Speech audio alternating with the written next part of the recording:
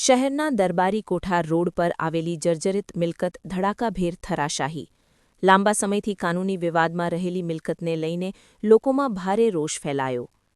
ભાવનગર શહેરના દરબારી કોઠાર વિસ્તારમાં વર્ષો જૂની અને જર્જરિત મિલકત લાંબા સમય સુધી કાનૂની દાવપેચમાં અટવાયેલી રહી અને આ ઇમારતને ગત મોડી રાત્રે ઉતારી લેવાની કામગીરી ચાલી રહી હતી। એ દરમિયાન આ જૂનવાણી સ્ટ્રક્ચર ધડાકાભેર ધરાશાયી થતાં જાનમાલનો સહેજમાં બચાવ થયો હતો। શહેરના દરબારી કોઠાર એરિયામાં વર્ષો જૂનું અને લાંબા સમયથી અત્યંત જર્જરિત હાલતમાં રાજ મોહમ્મદ અહેમદ શેખની માલિકીનું બહુમાળી મકાન આવેલું છે। આ ઇમારત વર્ષો જૂની હોવાના કારણે મકાન અત્યંત જર્જરિત હાલતમાં હોય, આથી આ ઇમારતને તોડી પાડવા મકાન માલિક તથા બીએમસી દ્વારા તજવીજ હાથ ધરવામાં આવી હતી, પરંતુ મકાનમાં વર્ષોથી 5 ભાડુઆતો વસવાટ કરતા હોય આ મકાન તોડી પાડવાના નિર્ણયને ભાડુઆતોએ કોર્ટમાં પડકાર્યો હતો, પરંતુ આ મકાન તૂટી પડે તો મોટી જાનહાનિ સર્જાવાની ભીતિ સેવાઈ રહી હોય ખુદ તંત્રએ પણ સમગ્ર કેસ મુદ્દે કોર્ટમાં સામી ફાઇક આપી હતી। દરમિયાન કોર્ટે ચુકાદો આપ્યો હતો કે જો મકાન ક્ષતિગ્રસ્ત થાય કે કોઈ જાનહાનિ સર્જાય તો ભોગ બનનારને વળતર તરીકે મકાન માલિક અને ભાડુઆતો દ્વારા 50+50 વળતર ચૂકવવું।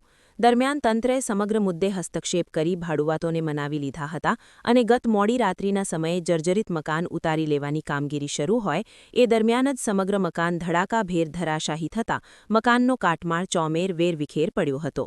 રસ્તા પર પડેલા કાટમાળને લઈને રસ્તો પણ બ્લોક થઈ જવા પામ્યો હતો। દરમિયાન આજે રવિવારના દિવસ હોય આથી રજાના દિવસે તંત્ર દ્વારા કાટમાળ દૂર કરવાની કામગીરી તંત્ર દ્વારા કરવામાં આવી ન હતી।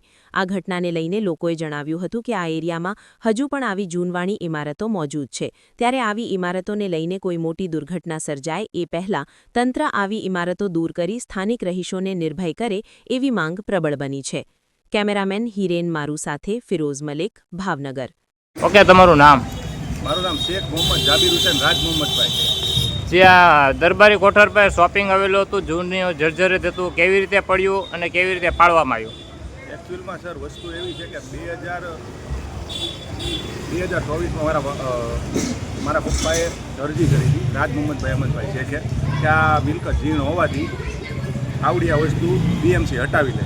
તો પછી ભાડૂત લોકોએ કેસ કર્યો અમારી, અમે હામી એકબીજા કોર્ટમાં ગયા, પછી અમે આડી નેટ મારી પબ્લિકલી નુકસાન ન થાય એટલે પછી કોર્ટે એ રીતનું આપણે જજમેન્ટ આપ્યું કે ભાઈ આ જીણ મિલકત પડે તો 50% કમ્પલ્સેશન આપવું, બરાબર ને છેલ્લી આવડી આ નોટિસ 25 તારીખે રિટર્ન આવી હતી કે આ તમે તમારી મિલકત જીણ છે ઉતારી દો। મ્યુનિસિપાલિટી અમને જાણ કરી, પછી અમે બધા પાછા ભેગા થયા, પછી એક આરે સહમત થયા કે ભાઈ આ જીણ વસ્તુ છે એ ઉતારીએ છીએ ને કિંમતી સામાન તમારો કાઢી લેવો। જીણ વસ્તુ આવડી આ ઉતારતા દિવાલ બધું એક આરે ઢસી પડી, ધરાશયી થઈ ગયું। અંદાજે કેટલા ભાડું હતા? અંદાજે 150 વર્ષ જૂની પડી આ મિલકત છે, અંદર બધું આખું એકદમ પોલ ને આખું સડી ગયું, એના કારણે જીણ થઈ ગયું ને આ પડ્યું એની હાથે ધરાશાયી થઈ ગયું। કેટલા વાગે પડ્યું અને કેદી પડ્યું? 2 વાગે આજુબાજુ પડ્યું। કેદી પડ્યું? કાલે। ઓકે।